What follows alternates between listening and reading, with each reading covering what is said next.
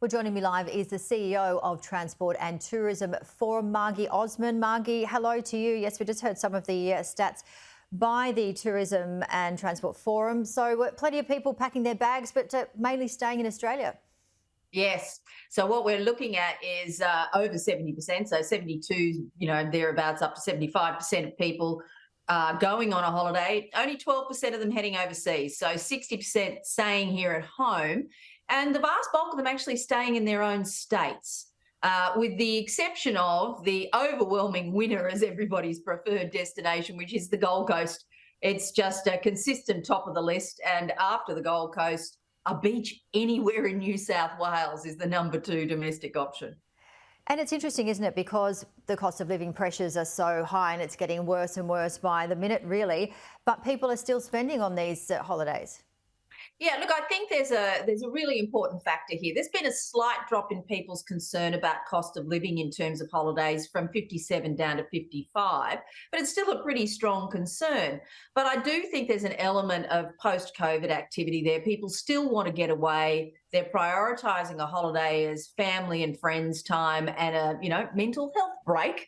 And I think it's been a pretty tough couple of years. So across the board, people are saying, yeah, I'm going to take a break. But they're perhaps making it a bit shorter.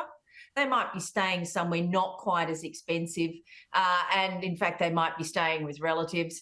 And they might be staying, for example, camping or caravanning instead of staying in a hotel or motel. Well, yeah, you often hear, when we were young, that the caravan holiday was much better than perhaps, one of the bigger overseas ones. But if only we knew back then. But what for people staying at home, Margy, what are they spending their money on? Well, look, I think this is fascinating because we've asked people, what are you going to spend your money on? And the number one thing on their list in terms of discretionary spending, so in other words, the money you don't have to spend, is on little things, personal care things like a new lipstick or goodness knows what else, followed by holidays and then followed by dining and entertainment and so forth. But people are clearly cutting from the bottom up in terms of that extra cup of coffee or the takeaway meal or whatever else, and they're saving a bit of money. But if they're not going away out of their own town, museums, art galleries, zoos and theme parks are at the top of their list. So people are still really keen to get out and have an experience of some sort. And you mentioned the word experience because that's what we really have been talking about a lot, haven't we? And as you said, art galleries and so forth, and musicals and World Cup footy. It's often sell out crowds, but we're really seeing so many more people getting out, as you said. Well, yes, and what we know from some mapping that we do around the country of mobile phone movements, particularly on the eastern seaboard, workers back into the city is still not where we'd like it to be. It's probably less than 70% at most of the capital cities on the eastern seaboard. However, people coming into town and travelling in their own city to do these kinds of experience, the numbers are higher than they were before COVID.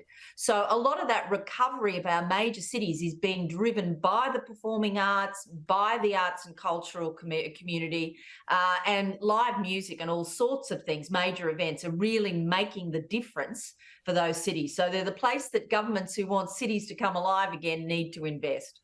Be interesting to see how long this goes for, and hopefully it will continue. What about travel plans for the next 12 months?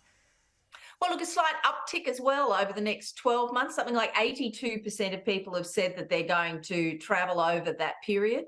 And a slightly higher proportion of them are suggesting they might go overseas. And if they are going overseas, the number one destinations are Europe, not a big surprise. And given the time of year and everybody's focus on the beach, Bali is number 2 on the list.